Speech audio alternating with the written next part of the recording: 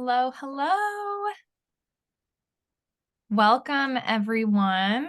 So good to see you today. I see some familiar faces, and my screen is being a little unpredictable. So I'm going to go ahead and stop sharing and get that working with me.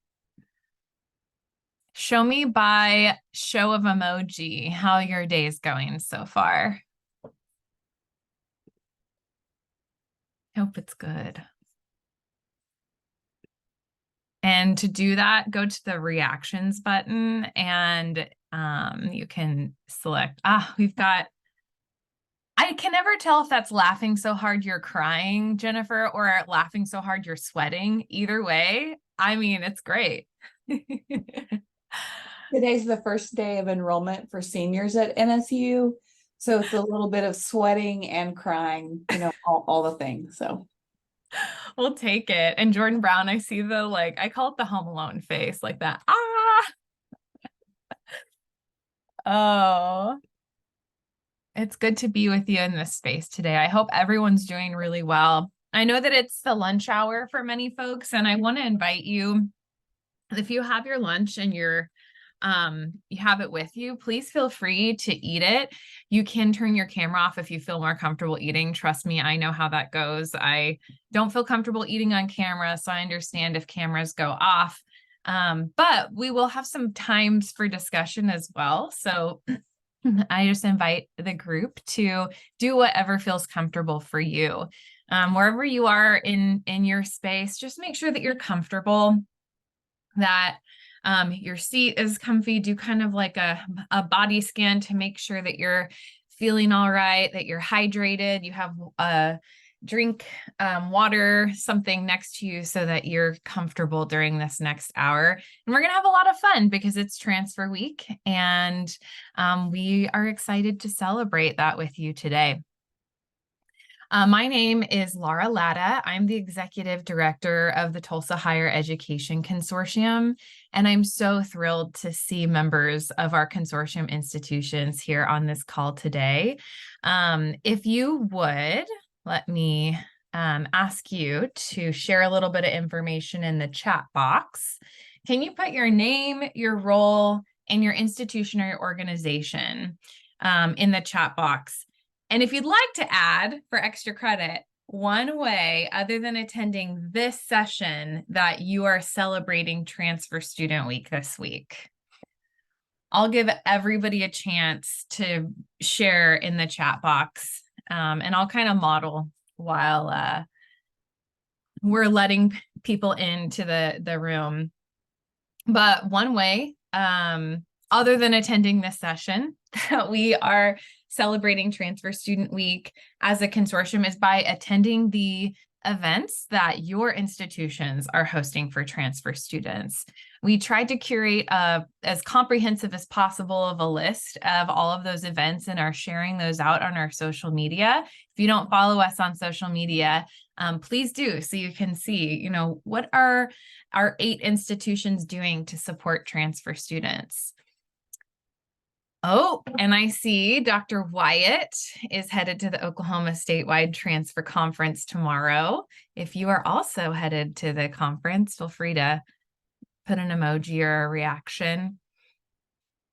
Jordan, it's so good to see you. I know it's a little bit. So Transfer Student Week's pretty close to if an institution has fall break, and sometimes it can creep up on us, but we try as a consortium to provide some helpful supports. If you are feeling like you need a few more resources for Transfer Week, the National Institute for the Study of Transfer Students, otherwise known as NISTs, they have a whole marketing package that you can literally, it's like plug and play. You can take some of their content and share it on your social media if you want to do a social media campaign. I'm going to put actually one of my incredible team members is going to put a link tree into the chat box so you can go to NISTs and see some of those resources. Oh, thank you, Sarah. I appreciate you so much. Hi, Ashley. Great to see you. Hi, Jennifer. Hi, Dr. Ghost Bear. So good to see you. All right. Well, we'll go ahead and jump right in. Hey, Rachel, it's incredible to see you. Always love to be in meetings with you. This is a great group. And we're going to talk about transfer. So we'll kind of establish a baseline common definition of transfer students. We're going to talk through some resources so that when you walk away from this hour, it's not just an hour spent learning about different things, but you have a resource bank to pull from later on. And then we'll talk through some research-based best practices for supporting transfer students and their success. We'll also have some Q&A because there are a lot of experts in this space. For example, Dr. Sarah Wyatt has done an enormous amount of research on transfer supportive practices. And so I want to acknowledge and uplift the expertise that we have in this room with us. This is our dynamic team. And our brand new headshots. And I'm pretty excited to share that if you get an email from any of us, open it because it's probably something really exciting and wonderful. So our team is growing and really powerful. If you're not familiar with the consortium, which I do think most everyone on this call is, we are 8 institutions working together to support student success and degree completion. What makes us unique as a consortium is that we're not only cross-institutional, but we're also cross-sector. So we work with civic, philanthropic, and business organizations in the Tulsa area. You'll see 7 of our affiliates listed here at the bottom of the screen. Just to, again, support those students who are on a journey toward degree completion and want to get a job in the Tulsa area. I'm just curious if this is one of the first events that you've been to for hosted by the Tulsa Higher Ed Consortium, or if you're well, how about this? On a scale from 0 to 5, what I want you to do is I want you to put in the chat box, 0 is like, this is your very first introduction with the consortium. 5 is like, I go to every event and I know everything about the consortium.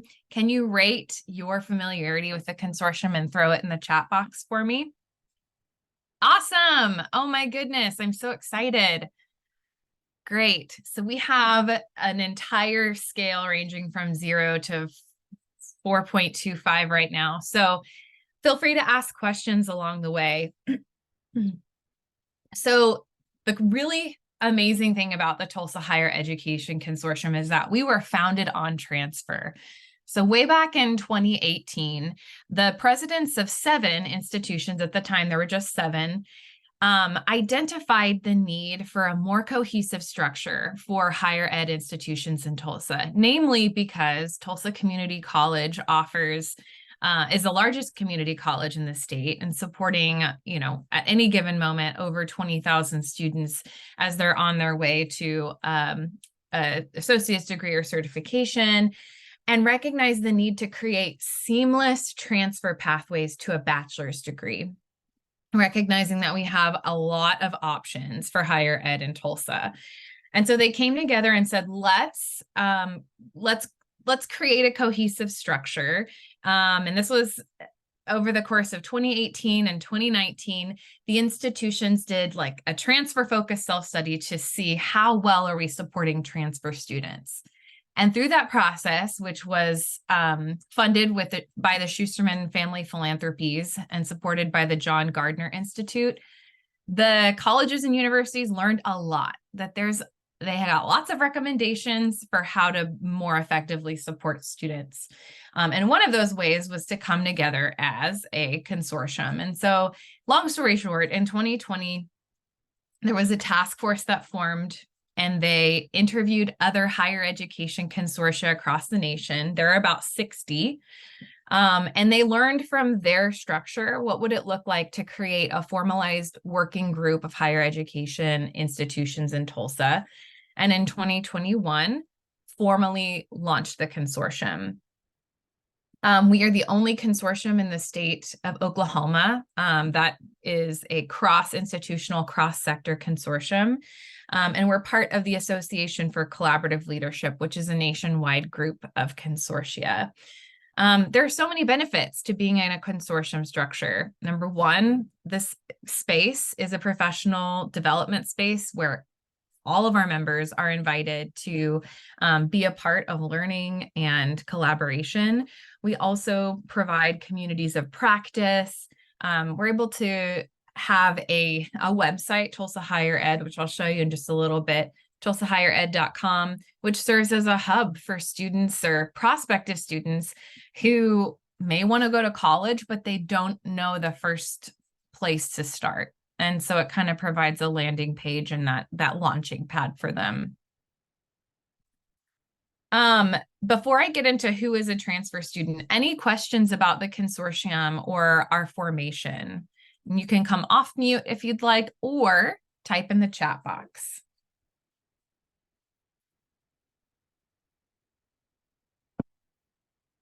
Awesome. And I do want to acknowledge we have a board member on a call. Dr. Ann Ghostfair is the board representative for Southern Nazarene University.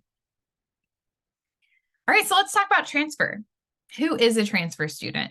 So the answer is actually more complicated than somebody transferring from one institution to another. But a transfer student is someone who begins their post-secondary academic career at one institution and earns credit through completion of coursework, and then they transfer to a different institution to finish their education.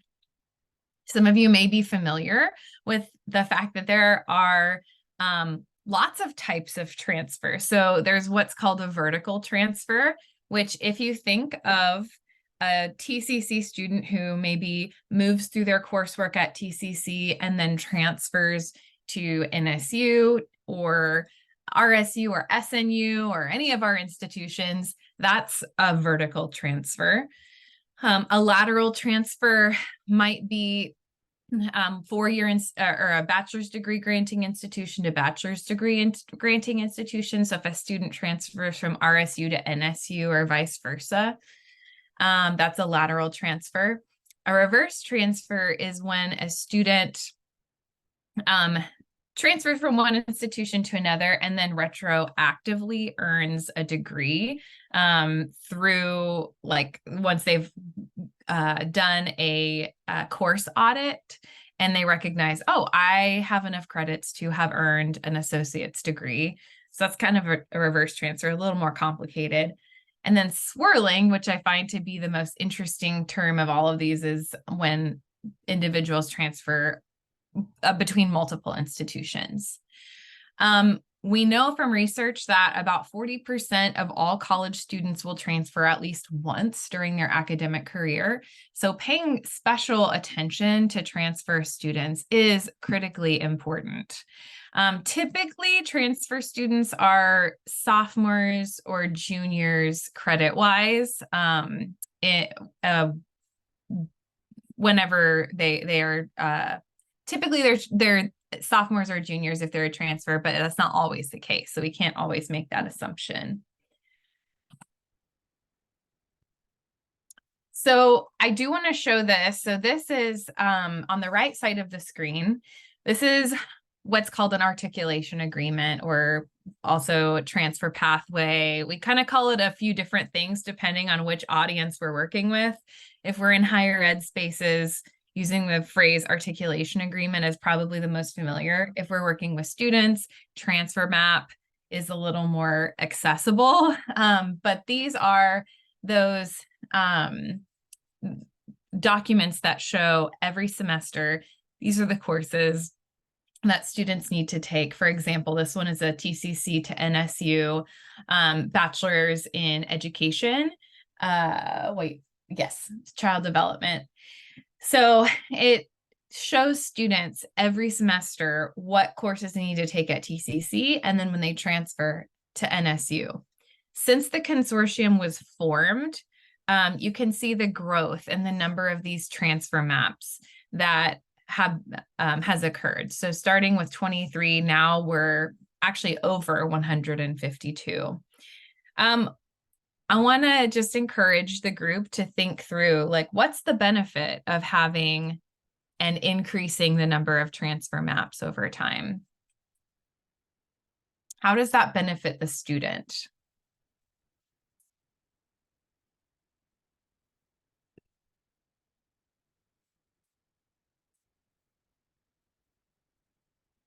Awesome. Okay, so one answer, feel free to put it in the chat. So decrease in credit loss. So upon transfer, if they're moving from one institution to another, they're decreasing credit loss when they transfer. What's another one? And tends to be oh yeah, gives them a sense of security and expectations. Yep, kind of demystifies the process of transfer, helps alleviate anxiety. How about the financial advantage?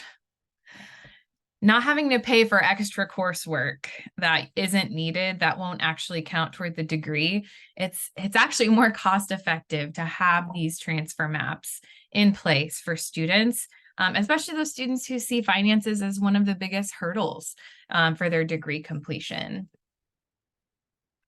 On our website, we have, again, that's tulsahighered.com.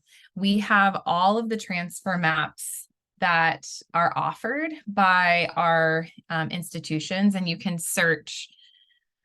I'm going to toggle on consortium universities, but you can search different degrees. And so these are degrees that start at TCC and end at one of our bachelor's degree granting institutions. So check it out if you have time. We'll throw the link in the chat box for you so you can do that.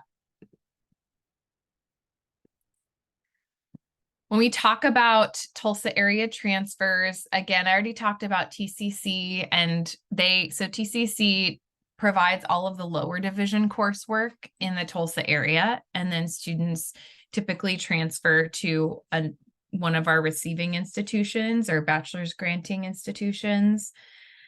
Tulsa Achieves Tuition program enables high school graduates in the Tulsa area to get their first 2 years of college for free. So for those particular transfer students, it's almost like getting a 4-year degree for the price of 2 years, as they pay for their second 2 years at the receiving institution. 54% of TCC students enrolled in university transfer programs in academic year 22-23. And for context, the national rate of college transfer hovers around 30%. I had shared in a social media post that it was around 37, but that number actually has dropped nationally, and it's a little closer to 30%. So I think of transfer and the transfer experience with this movie metaphor. So imagine that, I'm not sure if y'all are movie goers. I'm actually not, but I have been to a movie before. And if you haven't ever been to a movie theater or a movie, do your best to imagine with me. But imagine that you start the movie, and I love 90s movies. So let's say you're like watching Jumanji in a movie theater. You start the movie, and then halfway through the movie, you switch to another theater that's very similar, but you switch to Willy Wonka and the Chocolate Factory. So it's a little bit overwhelming, and it takes some time to acclimate yourself to the new seat in the second movie theater that you've moved to adjust yourself to the new movie, especially if you've never, seen that movie before, to pick up on the plot. And sometimes that's what it can be like for transfer students, is going to the movies and switching movies halfway through. And so it's important that we're mindful of the journeys of transfer students and what they may be feeling as they make that transition, even though they're familiar with, the lingo or the policies and practices at institution number one. Institution number two can be pretty shockingly different, and there's a big learning curve for transfer students. It's really important to understand that they have made a decision about where they're going to transfer. They've probably done a lot of research, but even still, there's a lot of learning to be done. They've navigated the application and enrollment process. They are figuring out their financial aid. They are being oriented to the new campus and policies. And sometimes students experience what's called transfer shock. There's just so many decisions that have to be made, so many new changes to setting, new friends to make, new communities to become a part of, that it can be a bit of a shock to the system. And often transfer students will experience a decrease in academic performance, or if not, just a variety of kind of, I guess, more negative experiences as they're acclimating and adjusting. The good news is that over time, typically students are able, and with support, students are able to get through that transfer shock as they become more acclimated to their new institution.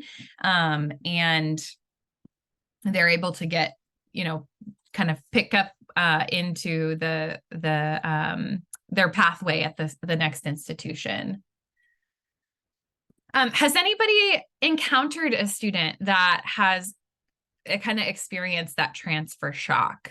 Or do you know what I'm talking about when I talk about transfer shock? It's a very real thing, and it's really not talked about very often. Rachel, would you want to come off mute and kind of describe your experience?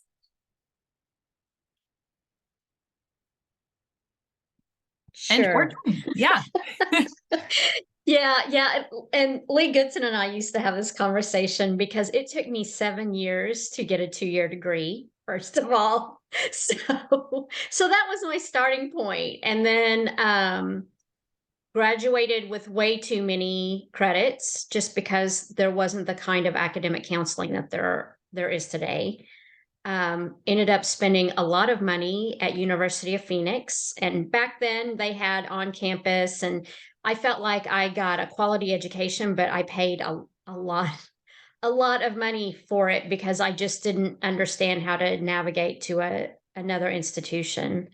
By the time I got my master's, I had enough people in my life that I could ask for advice on how to navigate that part. But yeah, it was overwhelming. I had little kids. I was trying to work full time. I really have a passion for this because, to your point, it saves money. It also encourages just completion in general, because it can be so frustrating. And even though you're surrounded by people that have answers, sometimes it's not easy to ask. I think I still suffer from that a bit sometimes. So yeah. Yeah. And I agree that TCC and advisors are awesome. That was barely even a thought way back when when I was doing all of this. It was a difficult situation. Thank you for asking.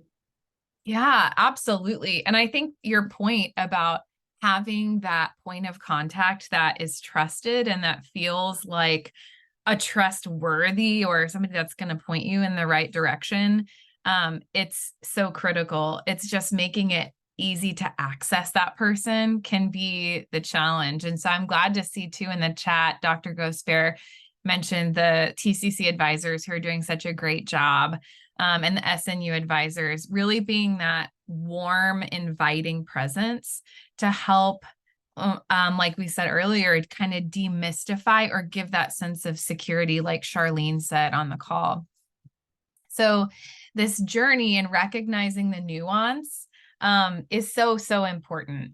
Now, I'm going to download you with a bunch of resources, but the one that I'm going to be referencing most regularly throughout this presentation is the 5 key faculty practices by the National Institute for the Study of Transfer Students. So it's an incredible resource and it's short. So that's why I love it, because it's digestible and very quick. So we're going to actually go through them and kind of talk through some of these things, because though some of them feel and sound a little bit common sense, in practice, they're a lot more challenging to embrace and to lean into.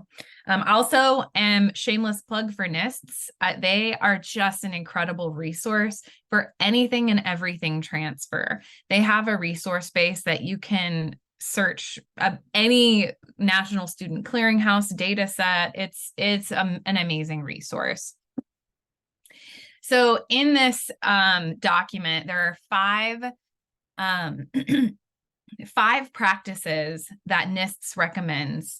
Number one, confront false assumptions and deficit thinking about transfer.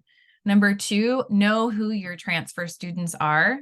Number three, offer relentless welcome. Number four, build connections across the institution and do some self-reflecting about where there's opportunity to make some connections.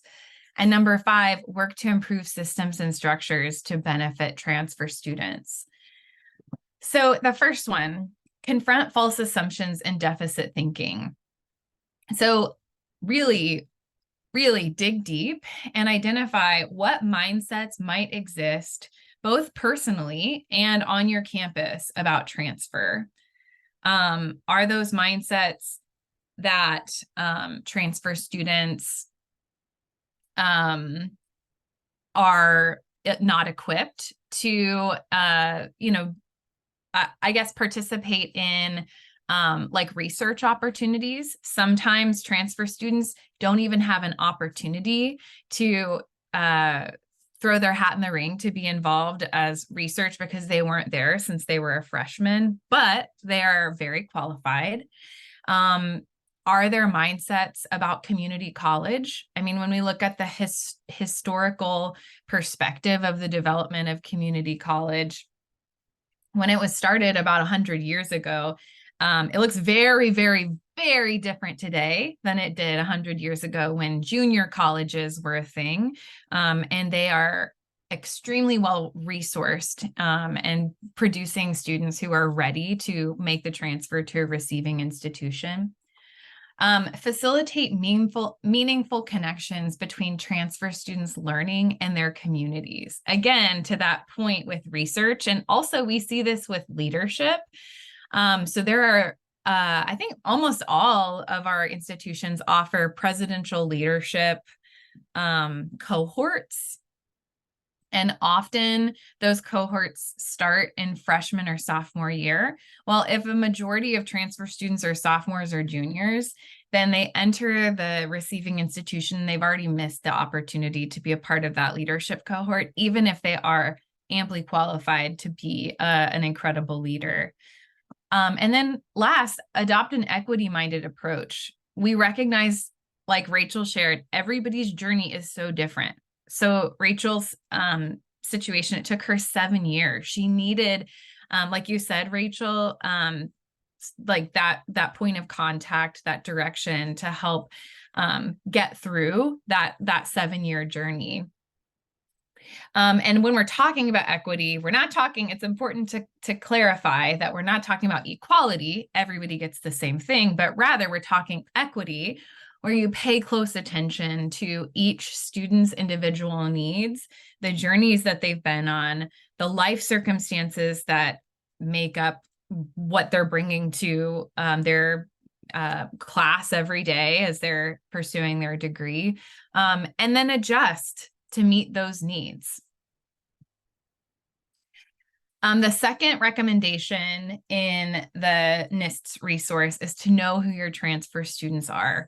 Take time. And if you're faculty, this means getting to know them in class. If you are, if you work in, like, for example, career services, or you work in financial aid, identifying like ways that you can specifically support transfer students along their journeys. Become familiar with your institution's data about transfer. And if you're not with an institution, you're with an organization, look at the transfer data in the state, in the region. We can help you with that if you're curious. We also, the consortium collects data about how students are faring in their transfer journeys. and then educate yourself about the main barriers that transfer students face. I think it was Jordan and Rachel that both said that they were transfer students. Is there anything that you'd like to share about the primary barriers? I know, Rachel, you already talked about just having a point of contact, but any other barriers that you personally experienced that you wish, if you could go back in time, you could have eliminate that barrier?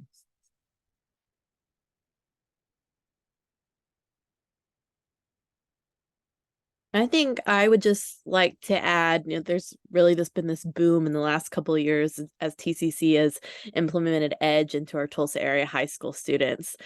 And so these are high school students, but they've been going to college. They really get what it's like. And then as higher ed professionals, we're planning these events and we're funneling them into new student orientation with our first-time freshmen. And so in some ways, yeah, they kind of fit in, but also they've been going to college for quite some time. And so it's up to us to kind of figure out where they do fit, what do they need to know, but also respect their knowledge as a college student.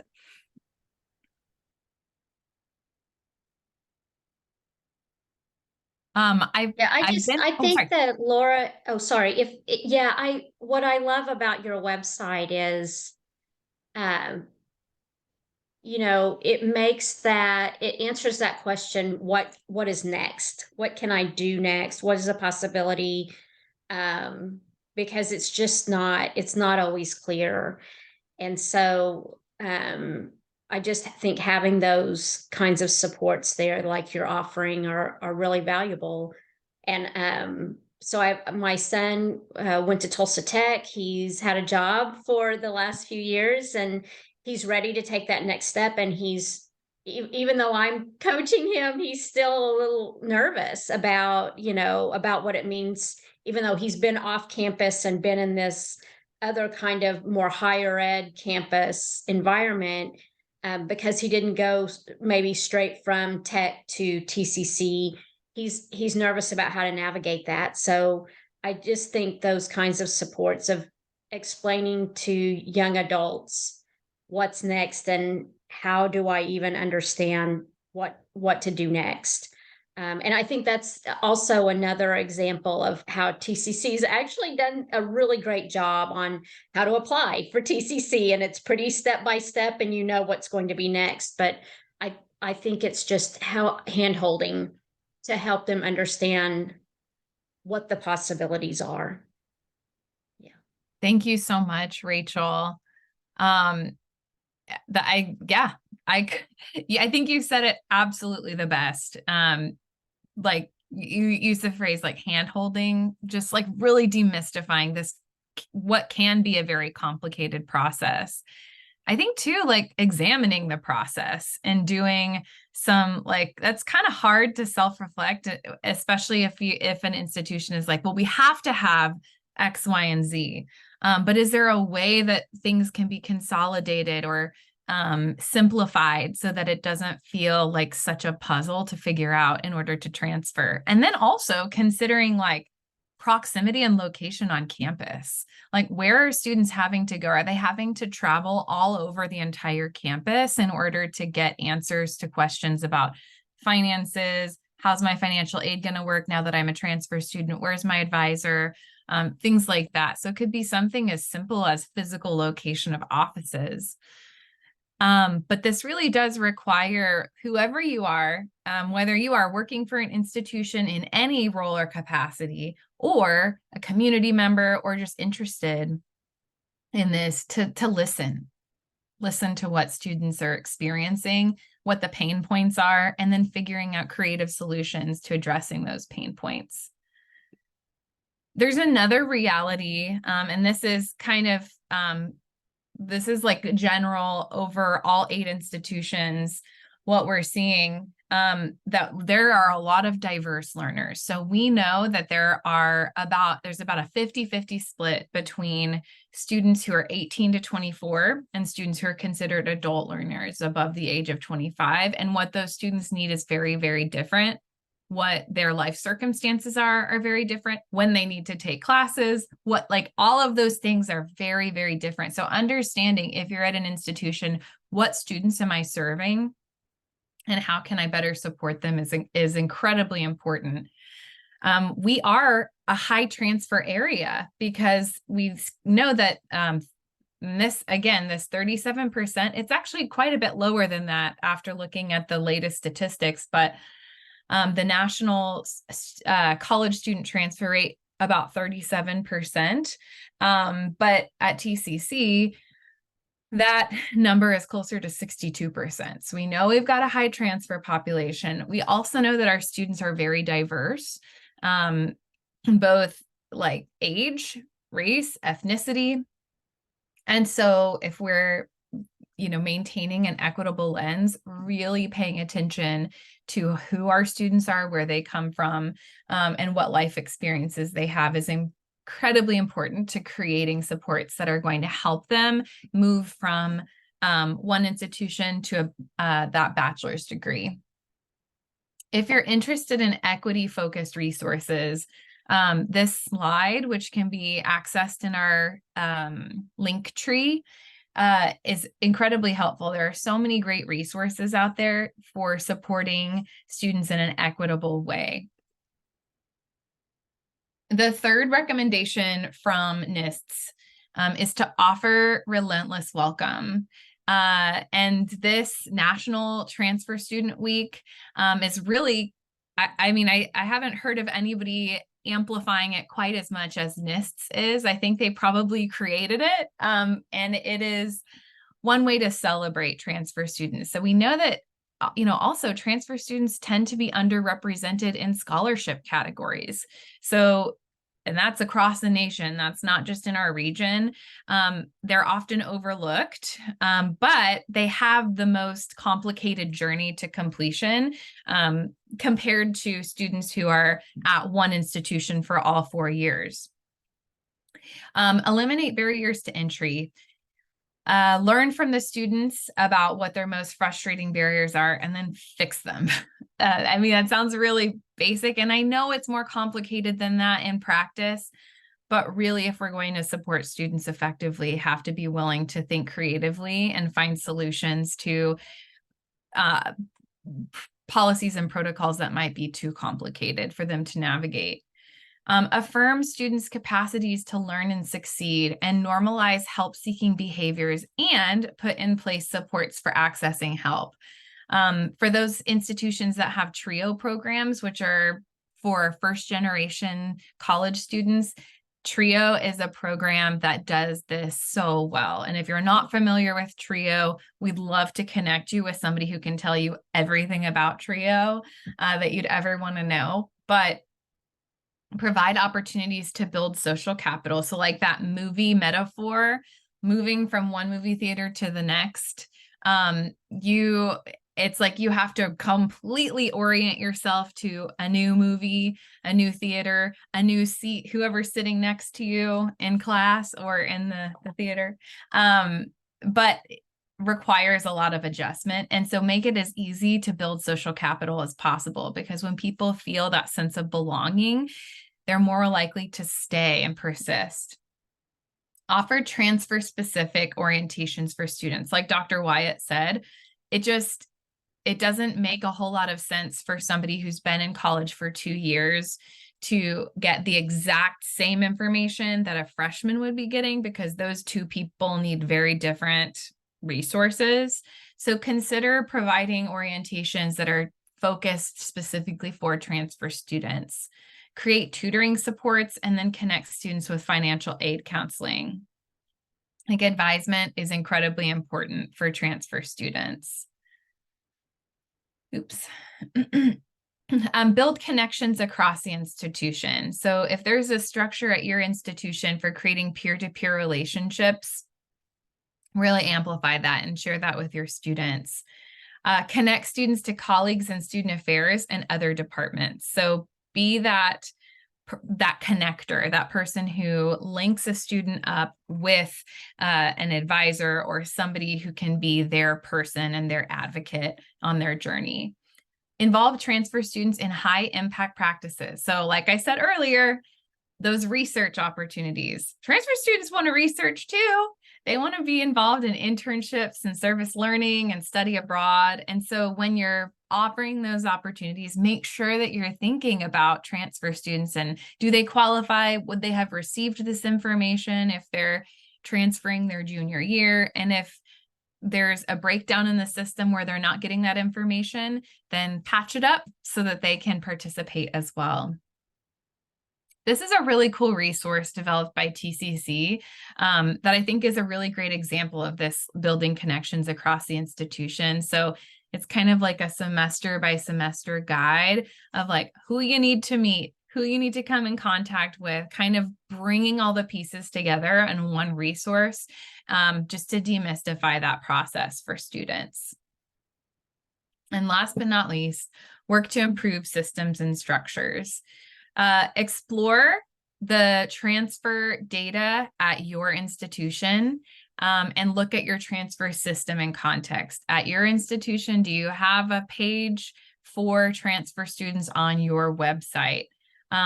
Learn with your colleagues, and in the consortium, we offer this unique experience that you can come be a part of a meeting with 7 other institutions. If you need a connection at another institution, we can help bridge that connection for you. And identify whether a clear transfer pathway into the institution or department exists.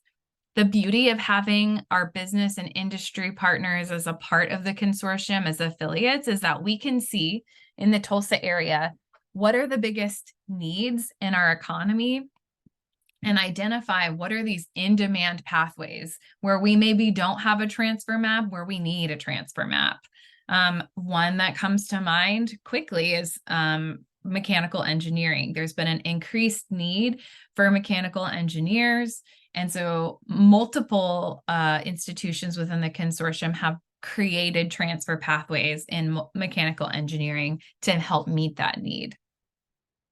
So what questions do you have about these 5 practices? Or maybe what examples does your institution offer that you think is a shining star that you could share with the group? Because there's, like I said, a ton of expertise on this call.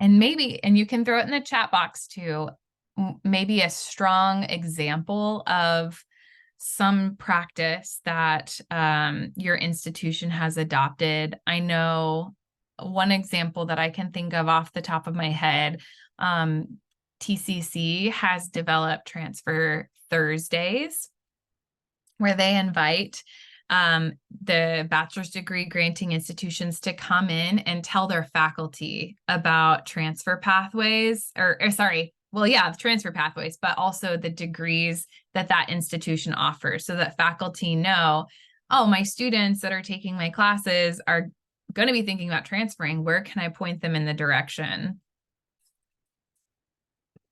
Yeah, that is a great example. And some of you all know this, so you're tired of hearing me say this, but SNU Tulsa offers what we call the enhanced advanced standing, so that the advisors literally take everything that a learner has in their TCC history and can look at 9 elective hours that they might have in certificates or licenses or other professional development, and they can petition with that before they transfer to SNU Tulsa, or they can transfer up to 30 hours of prior learning assessment through life learning papers and professional and technical training too. So, but again, to your all's great points, that it takes a caring person at both institutions, the transferring institution and the receiving institution, to make those seamless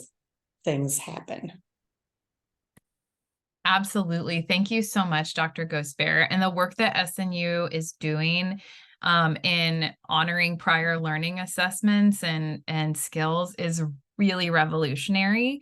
And again, it's all about relationships. I mean, we're all in the work of supporting people, and the foundation of people work is relationships. And so whether that's across institutions and bridging gaps in relationship across institutions to learn what others are doing and what they're providing, or building relationships with students, it's all really founded in that relational aspect. I do have one more bonus, and this is from the Transfer Experience Guide, which we do actually have a article in this book. This is from the Gardner Institute, from John Gardner. But the article that's by Stephen J. Handel is really great. It provides some high points about creating a transfer affirming culture at your institution. And I know that even through our transfer focused self-study, that served as the nexus of institutions adding transfer to their strategic plan, recognizing that we have to focus on this as a pillar of the work that we do, not as a bonus or an add-on or something that, like, maybe is an afterthought, because I mean, there are so many transfer students in across our institutions.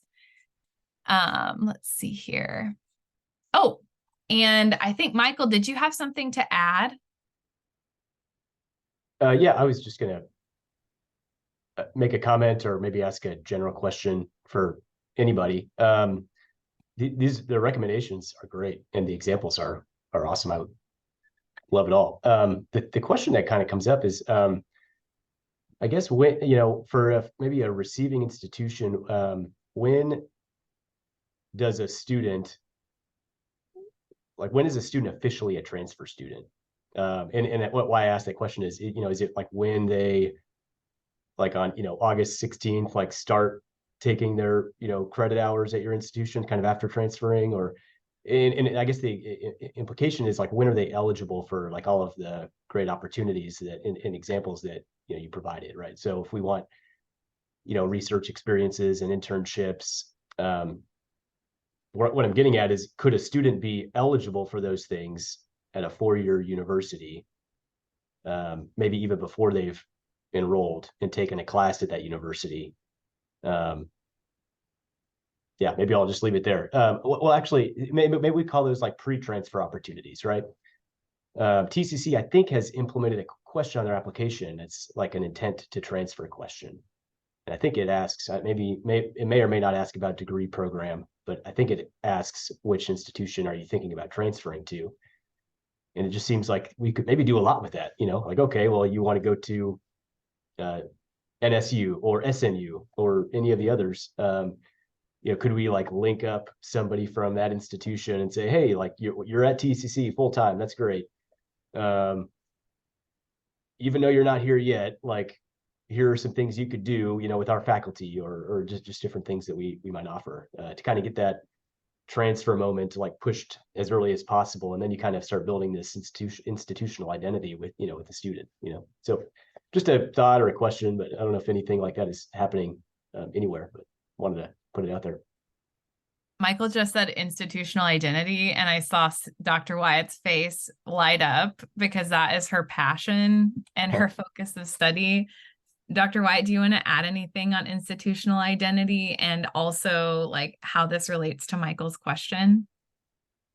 Yeah, I guess is that we're not there yet, Michael, but we've thought about it a lot, and we've actually recently applied for a grant. So this is like our big idea in a dream world, to create that, like, the consortium would be a matchmaker for a mentor program. So using that TCC question, and if they want to be an NSU student, matching them with that NSU student.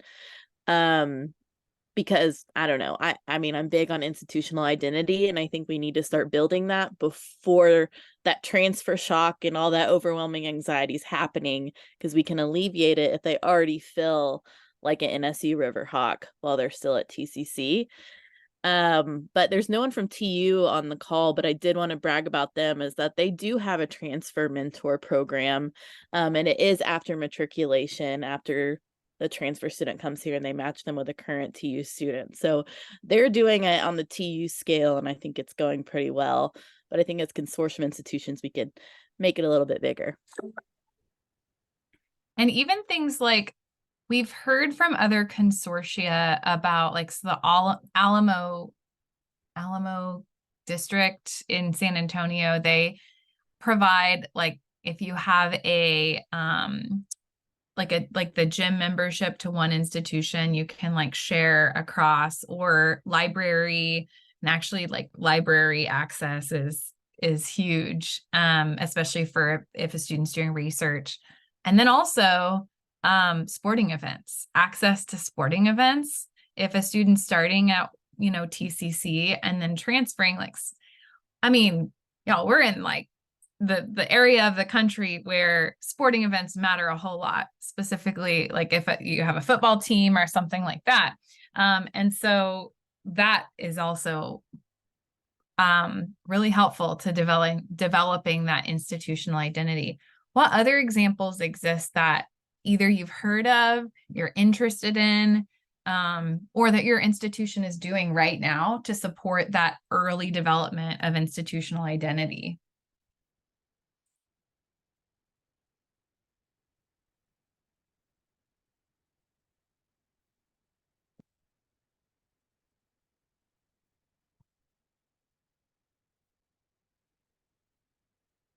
I know, I can see on the call, we've got and feel free to add this in the chat box if you'd rather not come off mute, because I totally understand.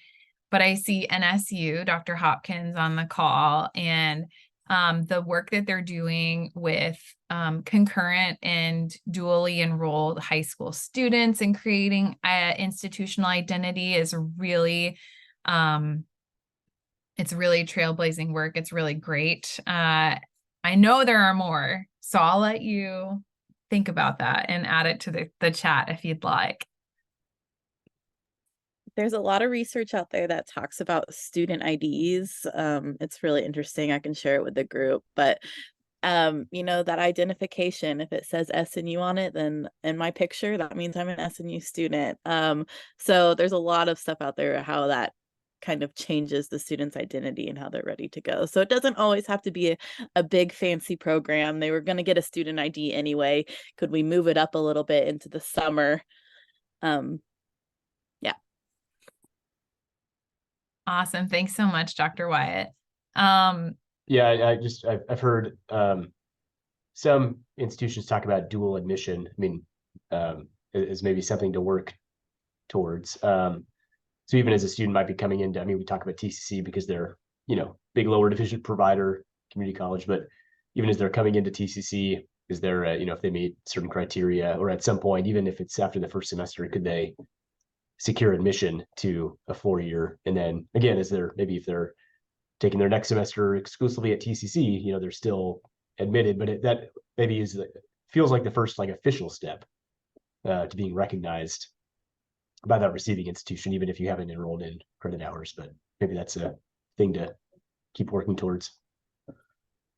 That's such a great idea, Michael. Thank you so much. And I think it speaks to this idea of like thinking outside the box, and also looking at research like on institutional identity, but it could be, simple things that help students feel like they are a part of an institution, before they transfer. Just a couple of things, because we're going to wrap up here in a second, but we will have some time for questions and conversation. But please stop by our website if you haven't yet. So Rachel alluded to the fact that you can search all of the degrees. There are about 425 degrees that our 8 institutions offer. We have a scholarship portal where students can search for scholarships that are specific to this region in this area. We have all of the transfer pathways, and that's actually connected to TCC's transfer portal. So it's always updated with their information. And then we have a page that is focused on tuition assistance benefits. And Dr. Wyatt has really led that work, working with businesses in the Tulsa area and there's about a little over 60 that provide tuition assistance benefits to their employees. So it's both a good marketing tool for students to be employed by Tulsa businesses and see who's going to invest in their future and their the continuation of their degree. So if you are not familiar with the consortium, and this is really your first, event that you've been to for the consortium, which I think I saw at the beginning that was the case, we have a lot of opportunities to collaborate with other colleges in the consortium. So the pictures on this screen are from one of our convenings. We have 2 every year, one in the fall and one in the spring. And we bring together folks from higher education, K-12, business and industry to have conversations about things similar to, the topic we're talking about today, but could be other things like how do we capture data around transfer? How do we support students as they are graduating and moving into a career? How do we support international students? These are all the types of conversations that we have through our convenings and what we call our communities of practice, which we have 10 of them. And I'm going to ask Dr. Wyatt to drop the link for communities of practice in the chat box. It's not my topic today, so I'm not going to go super in depth, but you can look at our website and find out more about our communities of practice. Our convening is coming up, I mentioned, is fall and spring, November 16th at OSU Tulsa. We are super excited for this. We always are, but this is our first convening where we have breakout sessions. And we're going to have 12 incredible breakout sessions from folks across our institutions. So please don't miss it. If you're interested in learning more and participating, this is a great place to get connected. Also, shameless plug for another PD session that is on our YouTube channel. Dr. Wyatt, her dissertation is on community college to 4-year transfer and is an incredible body of work. And she presents on that topic here in this session. Follow us on social media. We post every day about events that are going on across our institutions, about ways that you can get connected, and just general higher education stuff in Tulsa. All right, so that's the end of my spiel. Anything from the group that you'd like to chat about before we close out at the end of the hour?